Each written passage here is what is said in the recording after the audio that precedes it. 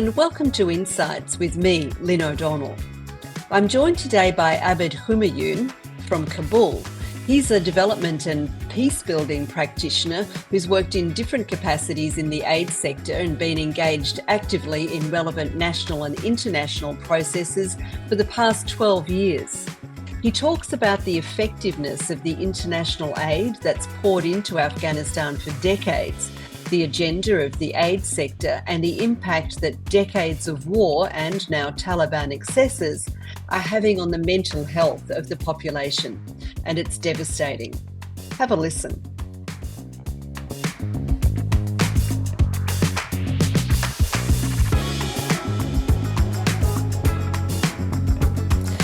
Abid, thank you for your time today. You're currently the Executive Director of the 34-year-old Afghan charity Sanayi Development Organisation, as well as the elected chairperson of the agency coordinating body for Afghan relief and development.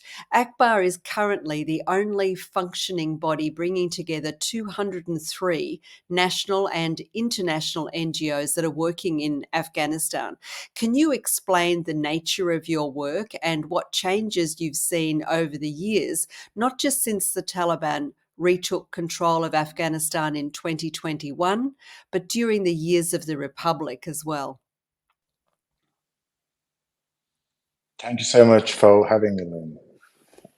Well, as part of our organization, for the last 34 years, we've been heavily and totally involved in 4 to 5 working areas, which are health, peace building and conflict transformation, community-driven development, and education. The 5th area, which has been always on and off for environmental reasons, is the humanitarian emergency.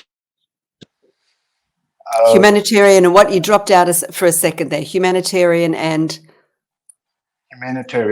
emergency response. Mm-hmm. Yeah.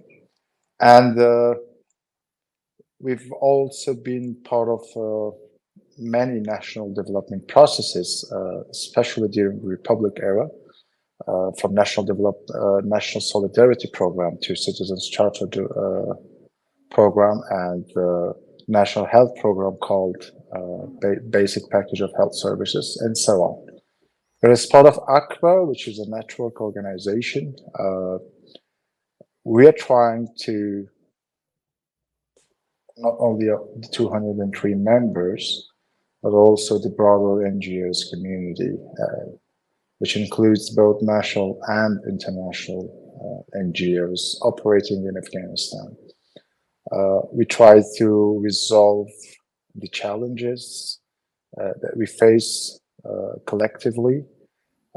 We also, specifically in the last 3 years, under the Taliban, try to figure out and navigate new approaches and ways to contextualize our operations in Afghanistan in spite of changes in the context.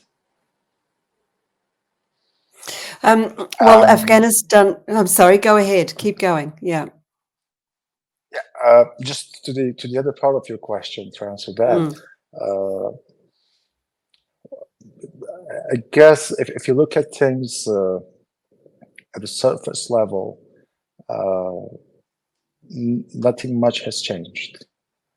To make it very simple and quick, an Afghan farmer 40 or 50 years ago had to do 100% of his farming manually, including and harvesting and everything. The reality on the ground today in Afghanistan is that unless I think that there's recently a lot of solar system integration into the irrigation mostly, but other than that, you wouldn't see a lot of machineries or technology or advancements in that area, and that goes for every other group of people in Afghanistan. Very result-oriented. If you look at the results, what has changed in the last not just 3 years of the Taliban, but the Republic, and even before that. Apparently,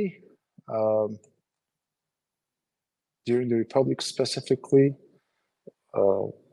we managed to promote some values across the country. The development work has been really, really big in terms of scale, and a lot of cultural changes happened. But the end state or the final results, especially if you consider the development index or other international standards, we are still considered as a least developed country for a reason. Mm. Yes, well, that brings me to the next question, which is around Afghanistan having been a recipient of international aid in very large quantities for very many years, going back to the 1970s. Many billions of dollars worth of aid must have come into Afghanistan since then. Yet the country, as you says, remains amongst the poorest and least developed in the world. Where is all that money and largesse and well-intentioned activity gone? I guess some chunks of that money is gone to Dubai and Turkey and some European countries, Swiss bank as well. But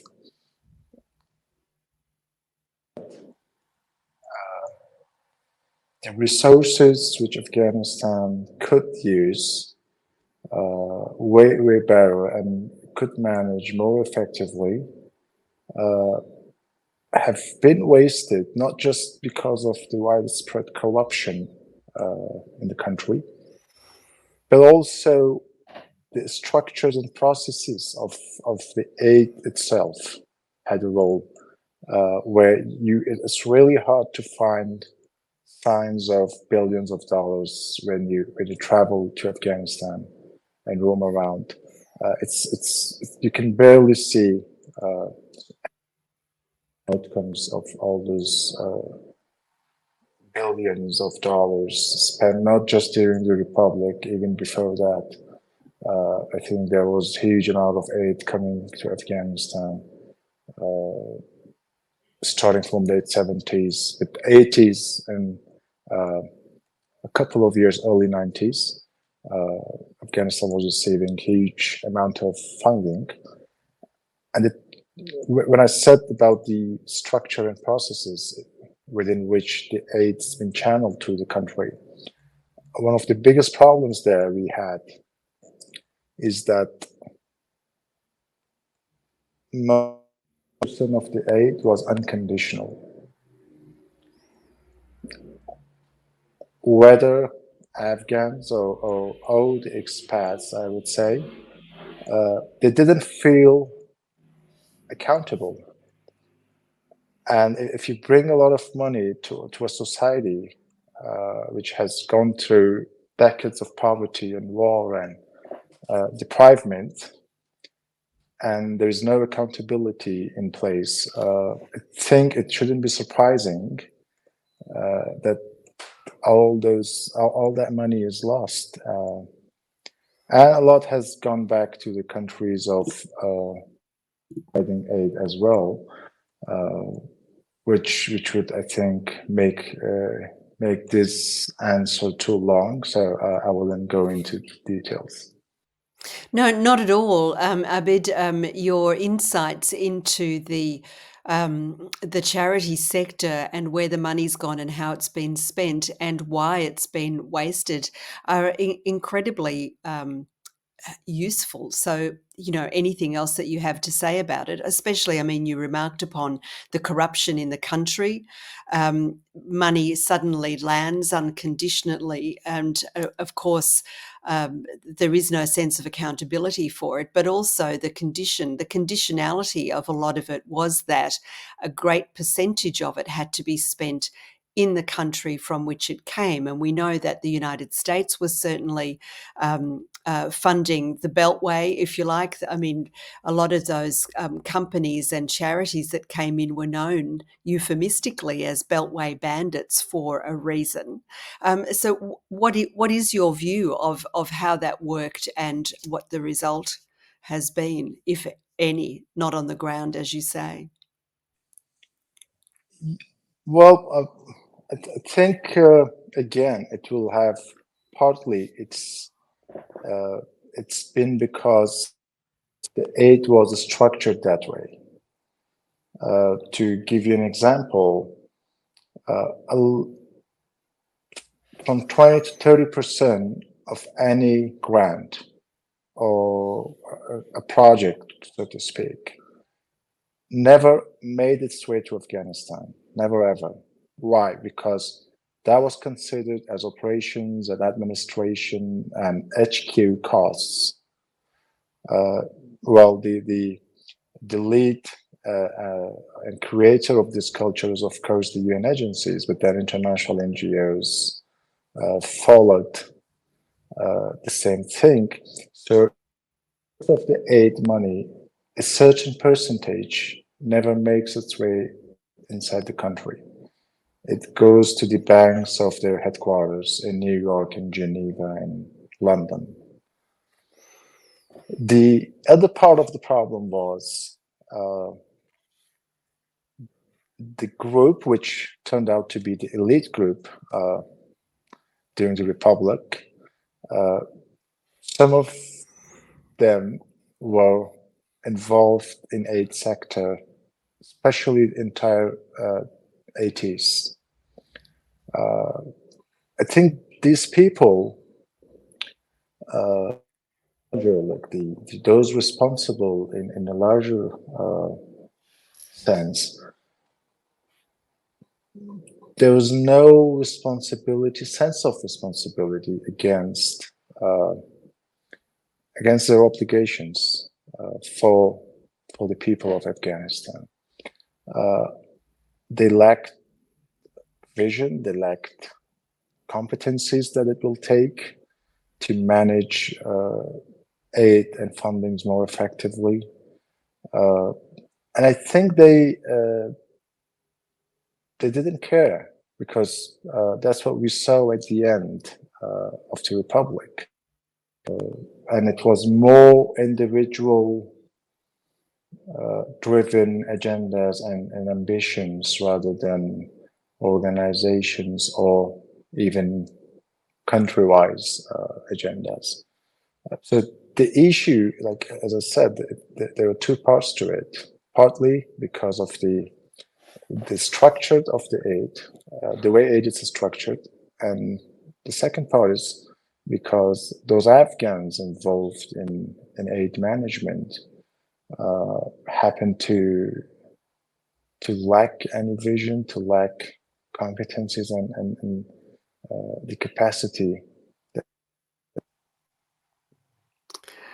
The Republic was infamously corrupt and wasteful and self-serving. Was it any more or less so than the administrations that preceded it, especially given the problems that began for Afghanistan in the late 70s and 80s?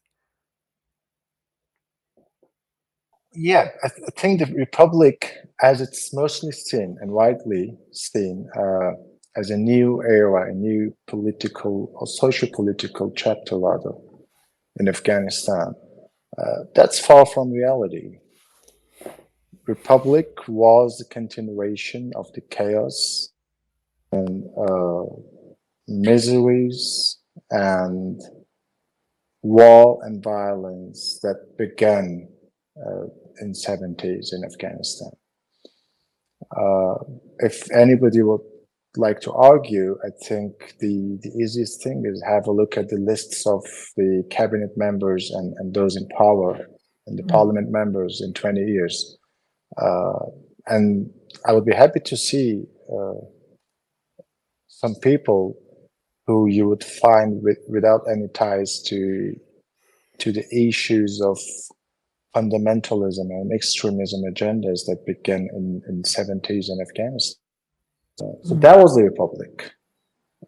Republic wasn't a new era because it was all the old people who were always thinking the only way out for Afghanistan is war and war and more war. They made the Republic. And anyway, so that's one thing. Like, let's do not mix up things and do not separate Republic from its past or Afghanistan's past. In terms of corruption, I think because the amount of aid was during the Republic, so that it would automatically decrease the corruption as well to such a level. But other than corruption, I think everything else was the same. The Republic, unfortunately, just continued what it received or inherited from its previous regimes in power. And also, I think it's differentiated between Republic and today, and between Republic and the previous regimes. The big reason is because there is an order. If you follow the main themes and challenges which started in Afghanistan in 70s, so there's an order, and you see that Republic happened exactly when it should have happened. But it was a big fail, a giant failure, and it was more, the corruption was big, because I would say first the amount of money coming into Afghanistan was unmatched. Astronomical. I wouldn't say, yeah, not even in Afghanistan, but in many countries in the world, that was unmatched. And the leaders, so-called leaders of during the Republic and before that, they, when they say lead by example, that's what they exactly did. As corrupt and incompetent politicians, you call them. So they really led by example in corruption. And that's how it trickled down to the lowest level of the society. Yeah. Everyone across the country thought, well, you do whatever you want to do, and the best part is you can get away with it. So why not? That top-down culture, I remember there were surveys, public opinion surveys done in the early part of this century, let's say in the mid-2000s, and the corruption was found to be at every level of society because it trickled down. Even people trying to pay their electricity bills had to bribe the person taking their money to pay their electricity to keep their electricity on. It was really quite astounding. And it was something that I wasn't used to, but as you're saying, it was a continuation. They were just better at making corruption really almost like a cultural issue, which is a very cruel way of thinking about it. What is the cultural context for what you see happening?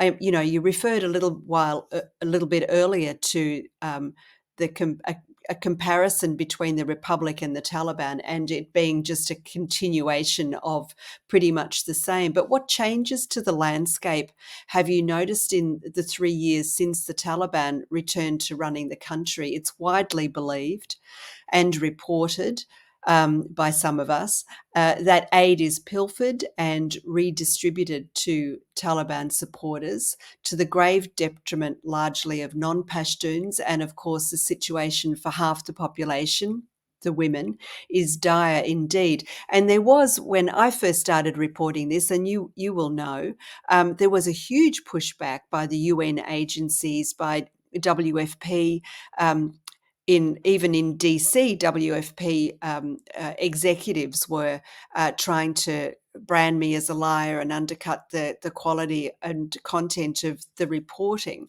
I think it's now pretty well accepted that that was what was happening. But how would you describe the changes to the landscape in the 3 years with the Taliban?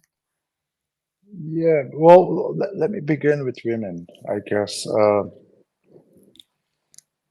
I would see it from a very different angle, a little bit different than what's commonly streamlined the discourses. For that, what we need to understand is the roots of the current authorities, the Taliban. They come from the majority of the rural population, mostly deprived economically, and unfortunately very vulnerable to the social processes and ideologies, political ideologies. But anyhow, if not fully, to a great extent represent the rural society of Afghanistan. Mm. So when the bans or a lot of the recent developments on women's rights during the current government, they're all reflection of the perspectives and opinions of the rural population inside the country. Why it hasn't changed? Around 2 decades of communism, around 2 decades of democracy,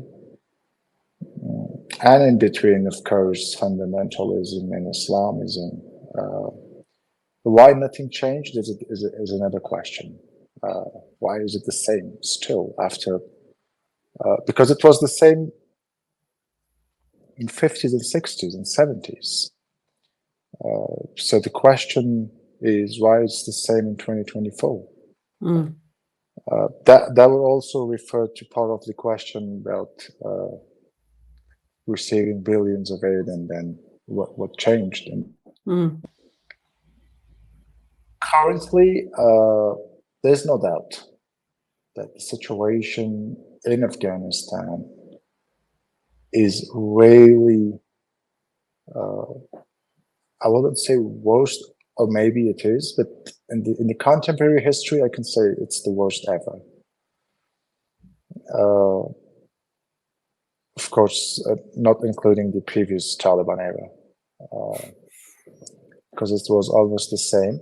But still, in that time, they didn't have like 100% control in the 90s. Or the technology that they use very well. Yes. Mm.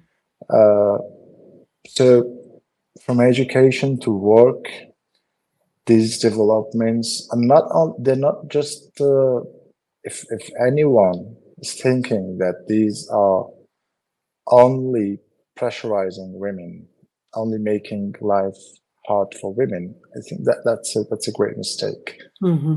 It is these bans and regulations and laws, they are putting the entire society at risk. at risk of being stuck forever, at risk of even moving backward, at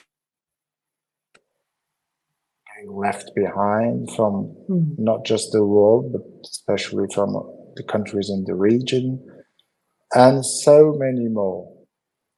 So this is one thing I think I would like to clarify, that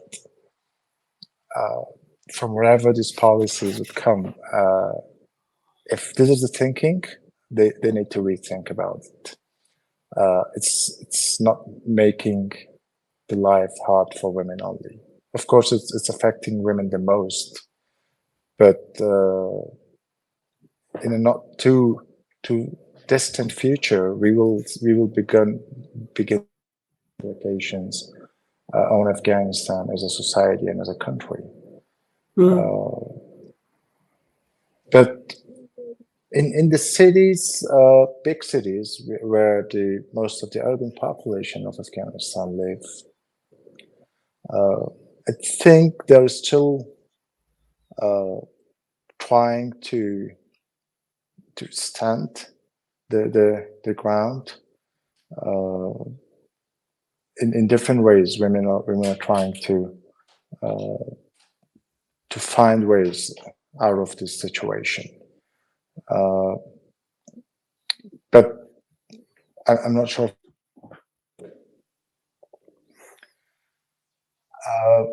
So that's the, I think, greatest change, which is mostly about women. Interesting part is that other than very minor changes in the structure, the government structure, I mean, nothing much has changed. The structure is somehow the same.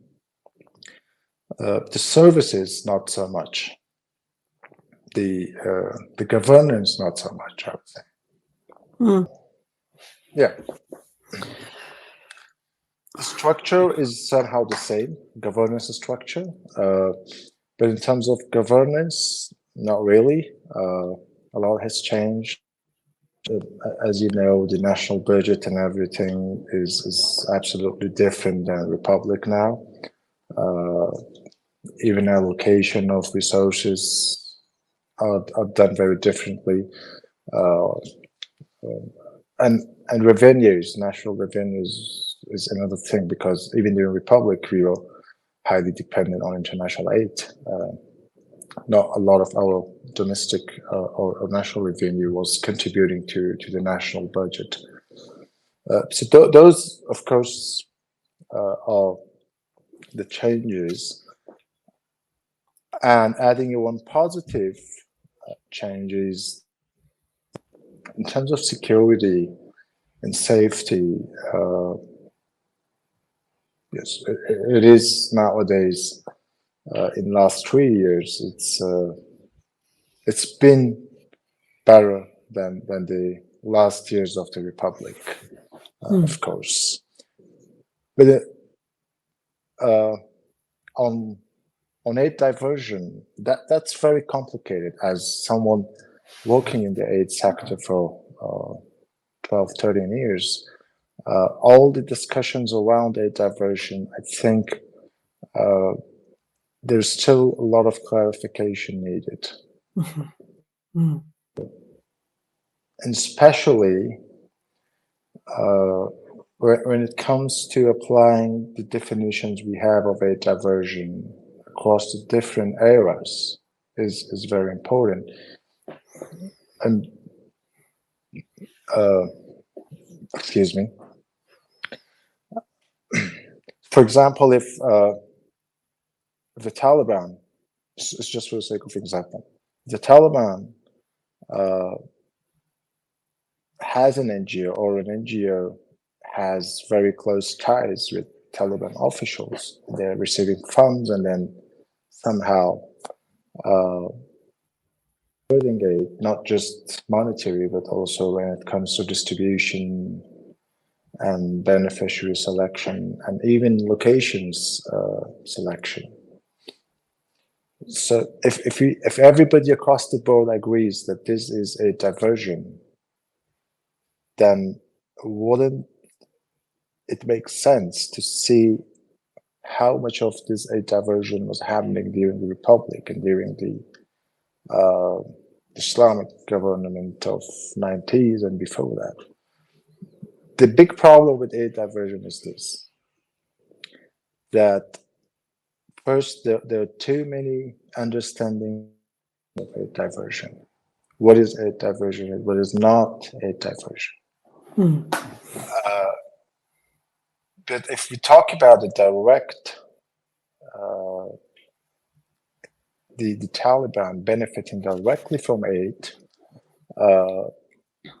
I think it wouldn't be, it would be very difficult to back it up with evidence. And also, like, is the cousin of a Taliban official considered Taliban? You know, it's very complicated, to be honest. And a lot of clarification is needed so that not to a conclusion whether or not the Taliban benefit directly from the humanitarian aid, because the one big debate that was going on last year, it was about the taxes that NGOs and everybody, like the entire aid sector, pays to the government, to the fact authorities, right? From the salaries, from suppliers, from procurements and everything, all those taxes. I guess that makes a lot of money. That makes a huge amount of money. Considered a diversion, or is it not? And this confusion is around. And I think sometimes I feel that a diversion, like many other kind of campaigns that we had in Afghanistan, human rights and gender equality. So I think this is a new terminology, a diversion, besides localization, which is another romanticized terminology now in the NGO sector. So if we're really serious about it, I guess we need to come up with common understanding and categories of aid diversion and definitions of it and its components, so everybody would understand what is it and even how to avoid and how to prevent it. Currently, I think because the clarification is not there, I guess even if it's the aid is diverted directly to Taliban, to clear the lines, to draw clear lines. Yeah, and other than that, I guess it's a very normal practice when you're in power in countries like Afghanistan, and you have control. So, if I mean, do I say that there is zero? Of course not. But how much is very difficult to answer.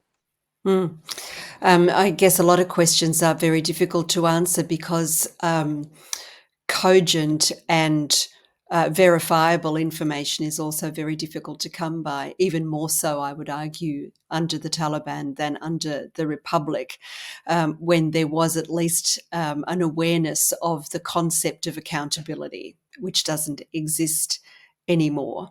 I wonder, from the perspective of peace building, as you're also an expert in that area, are the Taliban repeating the mistakes of the recent past? I mean, they were sidelined in 2001 after the US invasion to end their regime in the post 9/11 weeks and and months, and now they appear to be doing much of the same as they had done before. There's no inclusivity, for instance, and their actions are based on ideology. They do seem to have learned very well how to placate, if you like, the international NGO sector and those governments that really don't want the trouble of dealing with Afghanistan, and they've picked up on the issue of women as being emotive for Western governments and NGOs. That seems to me to be a big difference, but they still push back on any demands, and they still get their way. The last meeting in Doha was a good example of that. We're not coming if there's any women. Oh, okay. So the international community that my taxes pay for, as the UN, decided that we would do what the Taliban wanted to do. Um, uh, so, from your perspective as a peace building expert, are those, how can the playing field, if you like, be leveled? Well, the shortest answer I can give is a yes. That it They can be are leveled? no to the first part of the question, that they are repeating the Repeating mistakes the of right, excuse me. Yeah. yes. Mm. Again, you rightly mentioned about Taliban themselves being excluded from the processes while the republic was about to be born in Afghanistan. And now they're back to power, and they're doing the same exactly. But in 20 years of the republic, when Taliban were excluded, everyone else was there. This is a big difference between two mistakes, two same mistakes, but also very different. But maybe Hizb Islami, they joined to like later in the process, 2016, I believe. Taliban didn't, and they took the power again. But the difference is that from 2001 to 2021, yes, Taliban were excluded, but every other social and political group was included. But now it's the other way around. The Taliban took power, but they have excluded everyone, all the other social and political groups, which makes the mistake, in my opinion, greater. Because if exclusion of one group could cause the regime collapse in 20 years, now think of excluding all the groups and its cost for any government. I think this is very simple, right? Not a brain surgery. I think it's very clear. Yeah.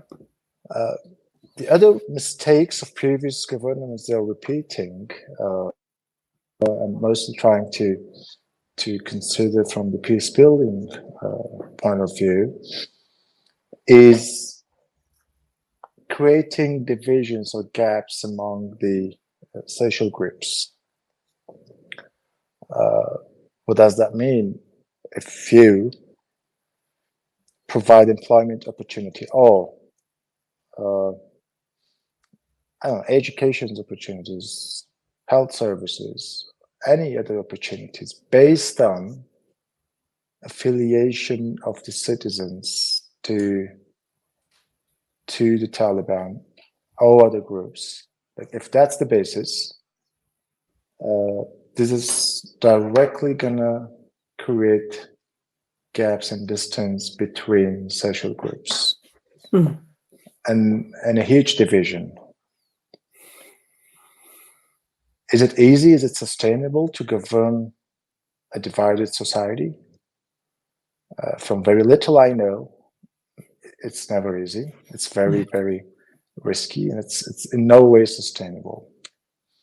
But this is the same mistake the previous governments were doing and that they were making, because from the very beginning days of the political changes in the country after we tried to become a republic in the 70s, these mistakes are recurring. I think nobody is interested to learn.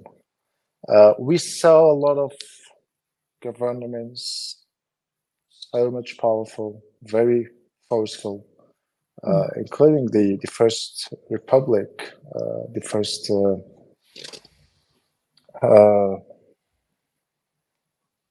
gosh, what's the word? Living 3 years in Islamic Emirate. I just forgot the term. President, sorry. That's all right. So, from the first ever president we had in Afghanistan in the early 70s, these mistakes are recurring.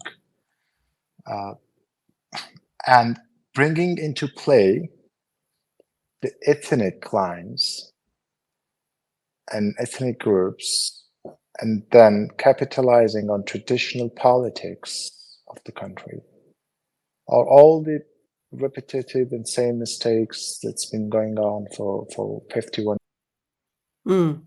And so you say it's unsustainable. The days are numbered, but we just don't know what that number is or what will follow. And so that brings me to the putative opposition groups, which you must be observing to some degree, even from Kabul. They don't seem really yet to have coalesced, let alone come up with anything to offer when it comes to reconstituting Afghanistan in any way at all. What are the obstacles? Do you take notice of it from inside the country, or do you feel that there's two parts to this question? What are the obstacles that they face, do you think? And are they so concerned with a blame game that deflects blame for the collapse from them, that they're incapable of coming up with anything that actually appeals to people inside the country? Yeah, well, before responding to both parts of your question, I'm lately, I'm being brutally honest here, I'm wondering what makes them opposition. Like, what do they oppose is the question. What makes them the opposition? What is different in their policies and politics than the Taliban? When Taliban were sidelined and excluded, they tried to revive the fighting fronts, raise funding for waging war, train more fighters. It's very difficult to see the difference, and therefore calling them even opposition groups. If it's about the policies and priorities on human rights and women's rights, I will be happy to show the thousands of women's rights violations in their own villages. I'm not going to take them hold them accountable for the entire country or for their entire province, in their own villages. So that's a rhetoric, I think. They're not even close to believing in gender equality or democracy, even, or human rights, or nothing. Yeah. And that's why I wonder how can they even claim to be the opposition? And the last point is that, well, now you are, and you're the same the Taliban did in 2001, 2, 3.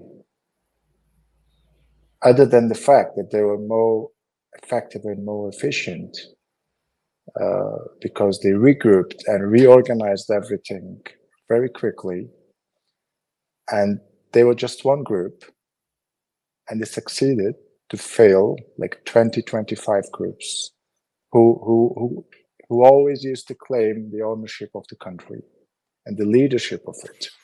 Yeah. So let's have this balance, or rather imbalance, in mind when we talk about opposition groups. But more tragic is that all they've got is offering more war. Mm. And I wonder what is the obsession with war and violence? At least they had the opportunity of living in a democratic country for 21 years. At least they had the exposure and experience. And if they come back and say, well, the solution to an Afghan problem is more war, then I will highly doubt their competence or their abilities to even claim the. Now, about the obstacles, some part of what I've been saying can be the obstacles to them, of course, because they have nothing different, they have nothing new, and they lost the support of people in 21 years of negligence and corruption and incompetence and family-driven politics and businesses. So I guess even if suppose they get to an agreement with the Taliban tomorrow, they're not going to get the communities back. They're not going to get the people back or their support. The way they abandoned the same people and communities and ran away with their armored cars turned on, like switched on. What do you say? With their armored cars on. Yeah. Yeah. and stars on their shoulders, and running away and abandoning and leaving behind everyone. And I hope they realize that. And those are the biggest obstacles for them. They have nothing new to offer. They've never been useful to really help the country lay the foundations for the development and prosperity and peace and stability. They never were part of the solution. They always gifted deaths and dead bodies to their own people for decades, not just during the Civil War, not to mention before that. And even in terms of how far would they place themselves from the Taliban? Because that's the biggest thing they criticize about the Taliban. But weren't it the same people who killed, like, I don't know, maybe over 2 million of Afghan citizens to establish Islamic government? Well, if Islamic government and Islamic Emirate, if it's just that, then I don't think it's changeable, right? Harsh words spoken. Yeah. Well, yeah, I hear what you're saying. All change, no change. And those, I mean, what you're saying are very harsh words spoken with very gentle voice. And even though there are some people who are deep thinkers involved in what they call and like to call themselves and portray themselves as the anti-Taliban opposition, there's an awful lot of jaw. There is a lot of people who do want to go back to war, and there's an awful lot of people who are just getting involved because they want it back. They want their money back, their position back, their power back. So I hear what you're saying. It's that too is unsustainable. Yeah. But I'm also interested a bit in hearing what you have to say about the impact of this, half a century of war and death for Afghan people, only to see it evaporate. What's the impact on the people been? That's an awful lot of trauma to absorb. Are you seeing uh, in the jobs that you do? Are you seeing the impact of that on people at a personal level? Well, I guess you don't need any mental health expert to tell you that, because now it's that obvious and apparent, not just in people's behavior, but even in their faces. Uh, from the anger issues to depression and losing hope and ambitions, you will find all kinds and types of mental health disorders across the country. Of course, among women and girls nowadays. But the entire population is traumatized. You would hardly find an Afghan family who has not lost a family member to the half a century of violence and war and killings going on in the country. And that's affecting their decisions. That's affecting the choices they make. That's affecting the growth of Afghanistan as a country, because if you are struggling with your very basic human being, food and a shelter and some decent clothes, what else would you be able to think about ever? And this society is trapped into that situation for 51 years now. So it's no wonder that education is not important. It's no wonder that nobody's talking about gender equality anymore. Nobody's concerned about human rights situation, because every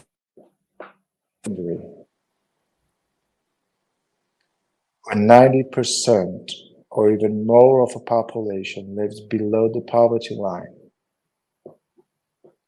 I mean, how is it possible to be sane and still expect the society to contribute to other social phenomena and other social development processes? Because, what does it mean to be on the poverty line? One of the more prominent effects of this long-standing war and violence in Afghanistan is that human have become so meaningless. Human life has become so meaningless. Yeah, I mean, because if you have seen people getting killed in thousands and hundreds of thousands for like 50 years, it devalues the human life. And that's why even I think today people in Afghanistan have developed resilience against a lot of such issues. They're like, this is life. And the human life doesn't mean nothing. And then it has terrible impact on our behavior as a society. And we can fall for traps. We can fall for, I don't know, for very less material compensation. We can do a lot of things that a proper civilized, educated, and healthy society would never even think about. These are all the impacts of these 40, more than 40, 50 years of war and violence and killings and bloodshed and hatred, which was injected from the very early 80s by different political and jihadi groups among the society. They damaged and destroyed the social fabric for their own, back then, political agendas, for their political groups' political agendas, but during it was all about their own personal, maximum family related agendas and priorities. Is it possible, in your view, for Afghanistan to overcome the trauma that you're talking about over more than 50 years of it, and for the people of the country to rebuild Afghanistan on their own terms without outside interference, whether it's from the UN and all its agencies, or Western governments, or regional neighbouring governments, or even the putative anti-Taliban opposition? And those who clearly and desperately want to return to war for their own self-validation. What's your view, Abid? Is it possible? It is. And we're very lucky that if we begin to pursue that route, we don't have to do a lot of things for the first time. We have the whole lot of experiences that we can use from the best practices, the international standards, things that have worked and things that have not worked. So I guess in that regard, we're very lucky that it's all it takes is intention and determination to do that. I believe it's a really rich country, not because of the minerals and all the natural resources that I hope remain untapped, but also in terms of the potential economic opportunities we can not only create for Afghanistan but for the region. Yeah. All we need is the stability and security to enable us to go to that development route.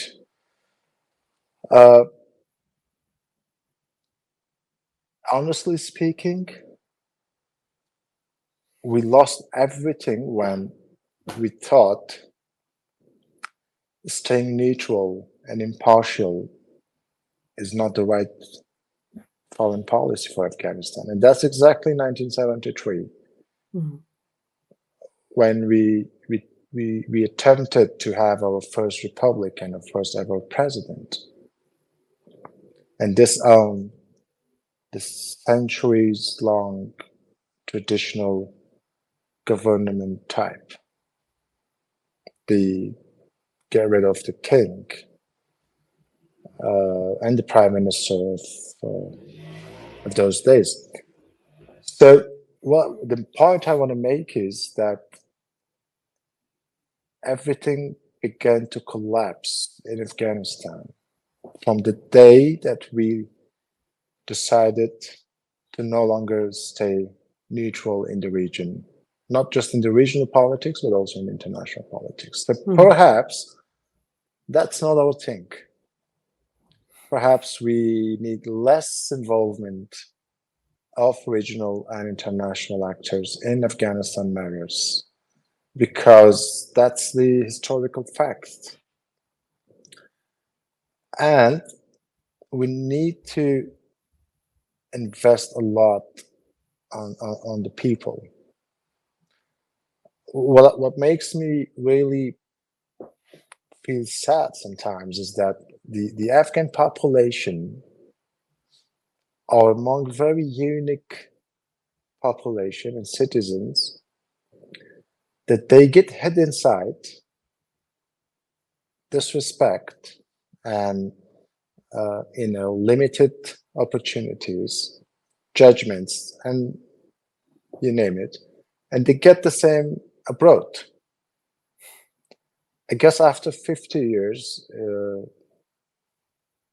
perhaps it's the time for the people to feel how dignity and respect feels like, and how living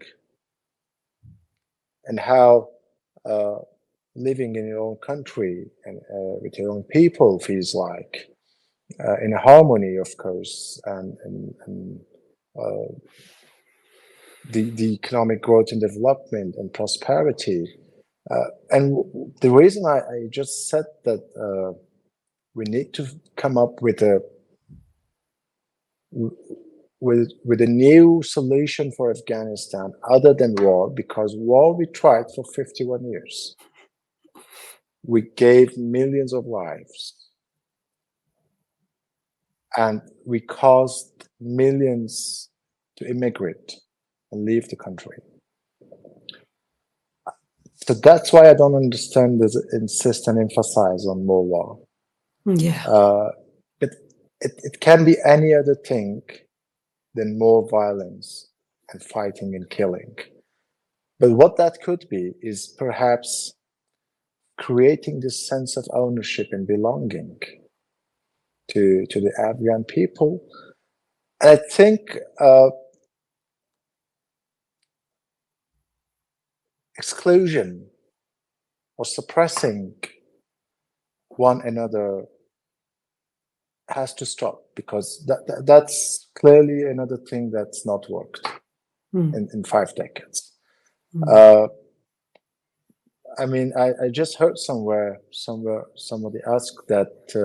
Yeah, I remember where. So I'm not going to name it. It was an interview,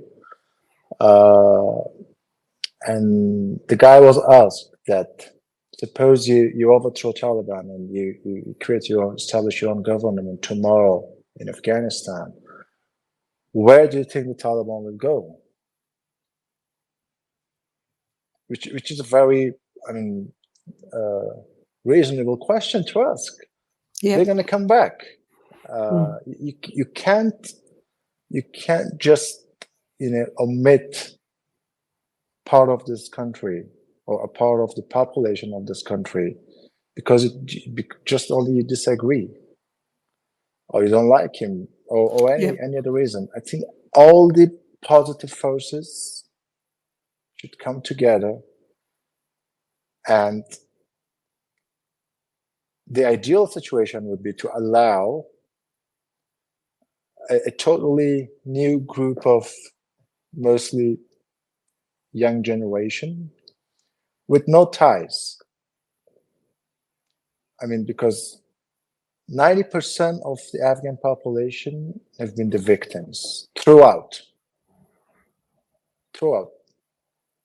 They've been the victims at many levels. So maybe give him a chance, give the 90% a chance to take the leadership of the country and to try to find ways other than war and violence and killings and bloodshedding, and position the country where it deserves, and the people of Afghanistan as well. It is very much possible, but we're nowhere close to that, because I don't see any signs of moving toward that direction currently. I mean, we are lagging so much behind that we still need to lay foundations. I mean, it's going to take us another maybe couple of decades just to lay the foundations for the future, for a brighter future of the country. So, and it's not just all about buildings and roads and construction, but also about developing the people and communities and empowering them. Yeah. So I think that's the solution. And if we could, anytime, I mean, it doesn't matter, but for the sake of justice,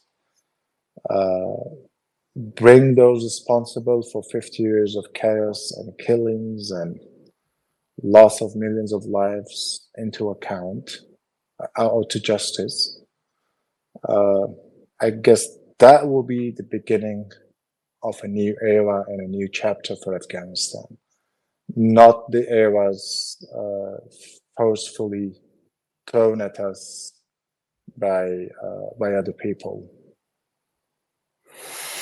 Well, let's end there. Abid, it's been wonderful to talk to you. Thank you for your time. The line has held up, even though that you're in Kabul. It's a teeny bit wobbly, but everything came through loud and clear. And it's been my honour to have you on the podcast. Thank you. It's been a real pleasure. Thank you so much, Lynn. That was Abid Humayun, development and peace building expert, talking to us from his office in Kabul. He talked about the continuum of corruption, poor governance, abuse, war, and death, which for 50 years has blighted Afghanistan. He talked heartbreakingly about the personal impact of this trauma on Afghanistan's people and about his belief that Afghans can rebuild their own country if left to their own devices.